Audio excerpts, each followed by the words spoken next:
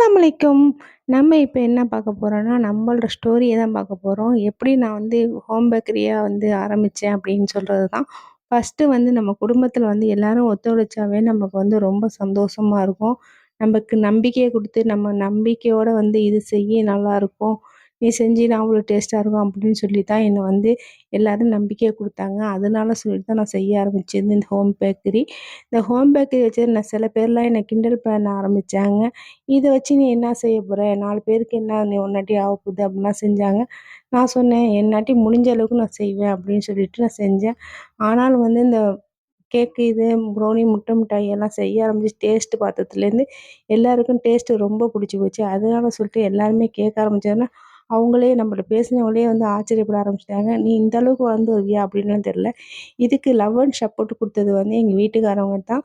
பின்னலே இருந்தது நமக்கு. ஒவ்வொரு ஒய்ஃபுக்கும் துணையா இருந்தா, ஆண்கள் வந்து துணையா இருந்தா ரொம்ப சந்தோஷமா இருக்கும். ஹஸ்பண்டுக்கு தான் வந்து துணையா இருப்பாங்க லேடீஸு. நம்ம வந்து எங்க ஹஸ்பண்ட் தான் எனக்கு துணையா இருந்து, "இத நீ செய்யி நல்லாயிருக்கும்" அப்படின்னு சொன்னதுனால நான் செஞ்சுக்கிட்டு இருந்தேன். இதுக்கு மட்டும் சப்போர்ட் குடுக்கல. எங்க வீட்ல வந்து நான் என்ன சமைச்சாலும், அந்த சமையல் வந்து நல்லா இல்ல அப்படின்னு சொல்ற அளவுக்கு இருக்காது. அந்த அளவுக்கு சூப்பரா இருக்கு, டேஸ்ட்டா இருக்குன்னு தான் எல்லாருமே சொல்லுவாங்க. ஏன்னு சொன்னா, நான் சமைக்கிறது எல்லாமே நல்லா தான் இருக்குன்னு சொல்லுவேன். ஒரு நாள் கூட எங்க வீட்ல சமையல் எதுவுமே நல்லா இல்லன்னு சொல்ல மாட்டாங்க எங்க வீட்டுக்காரவங்க. அதனால சொல்றேன், அவங்க சப்போர்ட் பண்ணுனதுனால தான் இந்த அளவுக்கு நான் வந்து வளர்ந்து வந்திருக்கேன். பேசுறவங்கலாம் பேசிட்டு போறாங்க. நமக்கு என்ன?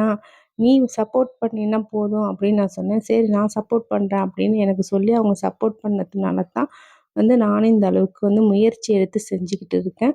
அதே மாரி இல்லாம எங்க போனாலும் நாங்க வந்து சந்தோஷமா தான் போவோம், சந்தோஷமா தான் வருவோம். எதையுமே வந்து நம்ம வந்து தோல்வின்னு நினைக்கக்கூடாது. எதையுமே முயற்சி எடுக்கணும் அப்படின்னு நினச்சு தான் நம்ம செய்றோம்.